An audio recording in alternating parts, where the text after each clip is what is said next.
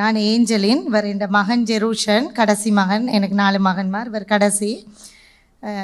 இறைவன் எப்படி எங்களோட வாழ்க்கையில் செயற்படுறாரு அப்படின்னு எனக்கு இப்போ ரொம்ப உணரக்கூடியதாக இருந்தனால இப்போ ஃபாதரும் அவங்களும் சொன்னாங்க, இந்த சாட்சியத்தை நீங்கள் பகிர்ந்து கொள்ளுங்கன்னு. அதனால் நான் இங்கே உங்களோட முன்னிலையில் நிற்கிறேன்.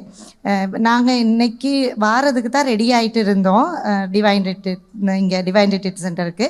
ஆனால் எங்களுக்கு நைட்டில் ஒரு பகலுக்குலேருந்து இவருக்கு கொஞ்சம் காய்ச்சல் இருந்துச்சு. நைட்டில் கொஞ்சம் கூடி நைட்டெல்லாம் வாமிட் பண்ண தொடங்கிட்டார். இப்போ எங்களோட ஹஸ்பண்ட் நிரோஷன் அவர் இங்கே இருந்தார் டிவைன் ரிட்ரீட் சென்டரில். அப்போ நான் மட்டும்தான் வீட்டில் இருந்தேன். அப்போ இவருக்கு ஒரு ஈவினிங்லேருந்து ஒரே வாமிட் எடுத்துக்கொண்டே இருந்தார். அப்போ கொஞ்சம் ஓகே ஆகும், பிறகு வாமிட் வரும். இப்போ நான் என்ன செய்கிறது அப்படின்னு யோசிச்சுட்டே கால் பண்ணிகிட்டு இருந்தேன் இவருக்கு. பிறகு நைட் ரொம்ப சிவியர் ஆயிடுச்சு இவருக்கு. தொடர்ந்து வாமிட் பண்ண தொடங்கிட்டார். அப்போ ரூம் முழுக்க வாமிட், பெட்ல எல்லாம் வாமிட்.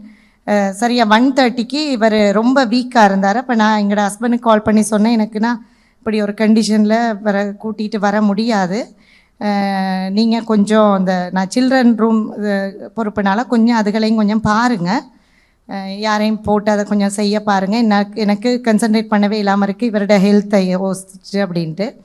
ஆனால் இவர் கொஞ்சம் வாமிட்லாம் பண்ணிவிட்டு வாஷெல்லாம் எடுத்துகிட்டு நைட் 1:40க்கு மாதிரி சொன்னார்.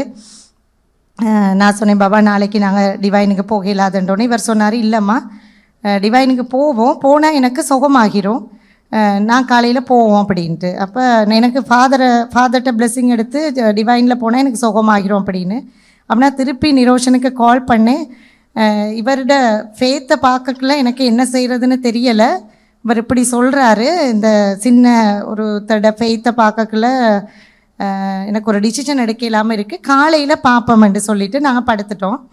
காலையில் 5 மணிக்கு நிரோஷன் கால் பண்ணி கேட்கக்குள்ள நான் சொன்னேன், நிலைமைனா அவ்வளோ நல்லா இல்லை, இவங்களை எழுப்பி கேட்குறேன் நான் என்ன செய்கிறேன்னு சொல்லிவிட்டு. 3 பிள்ளைகள் எனக்கு. அப்போ அவங்க 3 பேரையும், இந்த 3 பிள்ளைகள் இங்கே வர்றதுக்கு, அப்போ 3 பேரை எழுப்பினோன்னே இவங்க 3 பேருமே எழும்பி ரெடி ஆகிட்டாங்க. இவரும் பட்டுன்னு எழும்பி ரெடி ஆகிட்டார். அப்போ நான் ஒன்றுமே சாப்பாடெல்லாம் கொடுக்காம இங்கே கூட்டிகிட்டு வந்துட்டேன். வந்தோடனே இடையில வாமிட் பண்ணிடுவாரோன்னு பஸ்ஸில் ஒரே பயந்துலேயே வந்தேன். இங்கே வந்தோடனே பார்த்துட்டு சொன்னார், அம்மா எனக்கு நல்லா ஹீல் ஆயிடுச்சு அப்படின்னு. மற்ற நாள் ரொம்ப கரைச்சி கொடுப்பார், இன்றைக்கி பேசாமல் சில்ட்ரன் ரூமில் இருக்கிறாரு. அப்போ ஆண்டவருக்கே மகிமை. அதோடு இப்போ நான் இன்றைக்கி உண்மையாக நான் ஒரு ப்ரொஃபஷனல் டிரான்ஸ்லேட்டர் இல்லை.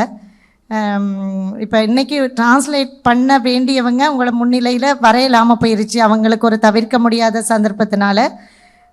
ஃபாதர் வல்லூரண்ட இதுக்கு ஒரு 9:45க்கு மாதிரி சொன்னாங்க, டிரான்ஸ்லேட்டர் வரலை, டிரான்ஸ்லேட் பண்ணிக்கலான்னு. நான் இயலாதுன்ட்டு, எனக்கு அவரோட இதை செய்ய இயலாது அப்படின்ட்டு நான் இயலாதுன்னு சொன்னேன். அப்போ இல்லை நீங்கள் தான் செய்யணும்னு சொல்லி என்னை கொண்டாந்து விட்டுட்டு போயிட்டாங்க. எனக்கு மேலெல்லாம் நடுங்குது, அடியில் கீழே காலெல்லாம் நடுங்குது, என்ன செய்கிறது அப்படின்னு சொல்லிட்டு, இல்லை ஹோலி ஸ்பிரிட் என்னை வழி நடத்துங்க அப்படின்னு சொல்லி ப்ரே பண்ணிவிட்டு நான் இதை செய்ய தொடங்கினேன். கொஞ்சம் நேரத்தில் என்ன சொன்னேன், உங்களுக்கு என்ன மெசேஜ் வந்துச்சுன்னு எனக்கு தெரியலை. ஆனால் எனக்கு முழுமையாக என்னால் உணர முடிஞ்சுது பரிசுத்தாவி எப்படி வழி நடத்தினார்னு சொல்லி. எனக்கு காலையில் வர முடியாத சிச்சுவேஷன், இவர்னால தான் நான் இன்றைக்கி வந்தேன், இவரோட நம்பிக்கையில் தான் நான் இன்றைக்கி வந்தேன். அதே நேரம் கடவுள் எதுக்காக நம்மளை இங்கே கொண்டாந்து வச்சுருக்காரு, இவ்வளவு நாங்கள் தகுதி இல்லாதவங்களாக இருந்தாலும் அவரை எங்களை பயன்படுத்தி கொள்ள இயலும், அவரோட கருவிகளாக நாங்கள் இருக்கிறோன்னு சொல்லி நான் இந்த மேடையில் டிரான்ஸ்லேட் பண்ணக்குள்ளே உணர்ந்தேன், இப்படி ஒரு இடத்துல நான் நின்று டிரான்ஸ்லேட் பண்ணுறதுக்கு தான் கடவுள் என்ன கொண்டாந்து வச்சுருக்காருன்னு சொல்லி. அதனால் நான் ஆண்டவருக்கு நன்றி சொல்கிறேன்.